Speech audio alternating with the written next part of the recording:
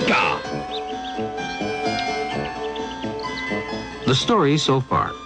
Inertia means laziness, the tendency things have to keep on doing what they're already doing. Big things aren't always lazier than small things. It all depends on how much mass they have. The more the mass, the more the inertia. And now, speed. Here is a red ball, and here is a blue ball. Although they're both the same size, the red ball has exactly twice the mass of the blue ball. Which will take more effort or force to throw? The red ball or the blue ball? Of course, because it has more mass and therefore more inertia. And the only way to overcome inertia is to use force. But how much more force will it take to throw the red ball? Try it and see. First, the blue ball with 1 kilogram of mass. Then the red ball with 2 kilograms of mass. Exactly twice as much force, as a matter of fact. If you double the mass, you double the force needed to make it move, or to make it stop moving. In other words, if the inertia is doubled, the force needed to overcome it must also be doubled. But what if you pitched the red ball, say at a speed of 20 kilometers an hour, and then pitched the blue ball at twice that speed, at 40 kilometers an hour? Are you still putting twice as much force into pitching the red ball as into pitching the blue ball? Of course not. You'll be putting exactly the same amount of force into pitching both. Why?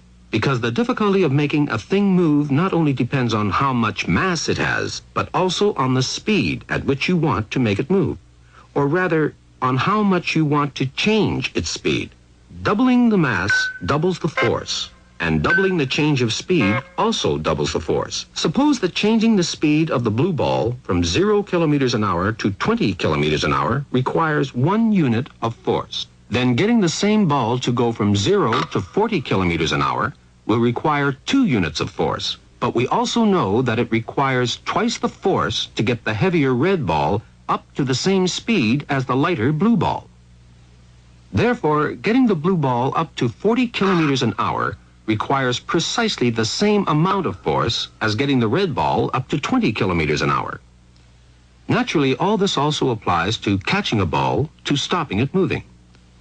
It will take as much force to stop the lighter blue ball going at 40 kilometers an hour as to stop the heavier red ball going at half that speed.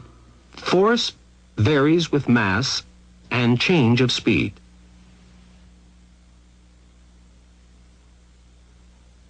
This tennis ball has a mass of about 50 grams.